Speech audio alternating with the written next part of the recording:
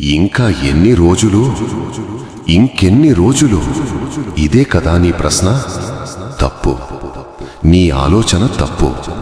తప్పుడు దారిలో వెళుతున్నావు. సరైన దారి ఏంటో మళ్ళీ గుర్తు చెయ్యాలా? ఏంటి, నాలో కలిసిపోవడానికి ఎదురు చూస్తున్నావా? నువ్వు ఇంత పోరాడి ఇక్కడ వరకు వచ్చింది ఆగిపోవడానికా?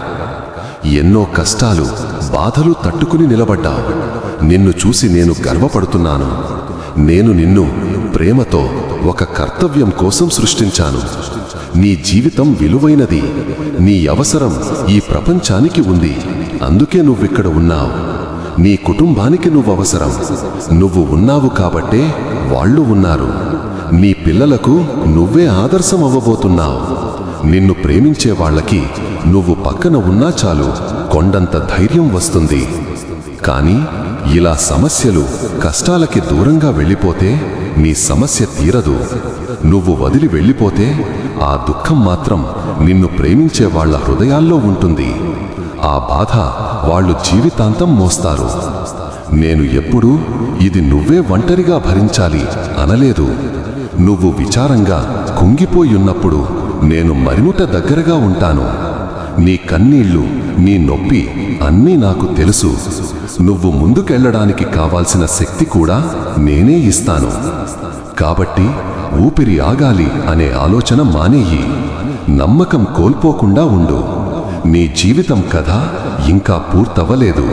నేను ఇంకా రాస్తూనే ఉన్నా. ముందు ఉన్న రోజుల్లో ఆశ ఉంది, సంతోషం ఉంది, నీ విలువతో ఉన్న జీవితం ఉంది. నువ్వు ప్రతి విషయాన్ని కంట్రోల్ చెయ్యాలని చాలా ప్రయత్నిస్తున్నావు. ప్రతి పని, ప్రతి విషయం పర్ఫెక్ట్గా ప్లాన్ చేస్తేనే నీకు మంచి జరుగుతుంది అనుకుంటున్నావు. కానీ నిజమైన సంతోషం కంట్రోల్తో రాదు, నమ్మకంతో వస్తుంది. నేను ఎప్పుడూ అన్నీ నువ్వే అర్థం చేసుకో అనలేదు. అదంతా నాకే అప్పగించు అన్నాను.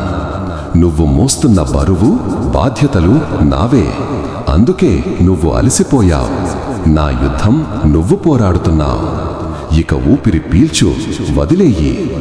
నువ్వు కష్టాలకి లొంగిపోతే ఆ క్షణం నుంచే నేను నీతో ఉంటాను. నాకు నీ మాటలు కాదు, నీ నమ్మకం కావాలి. నువ్వు నా చేతుల్లో పెట్టిన సమస్యని నేను మరింతగా సరిచేసి నీకు తిరిగి ఇస్తాను. నన్ను నమ్మడం వల్ల నువ్వు ఇంకా కష్టాలలోకి వెళుతున్నట్టు అనిపిస్తుంది. కానీ చివరికి నీ నిజమైన గమ్యం ఈ కష్టమైన దారి నుండే దొరుకుతుంది. అర్థమైందా?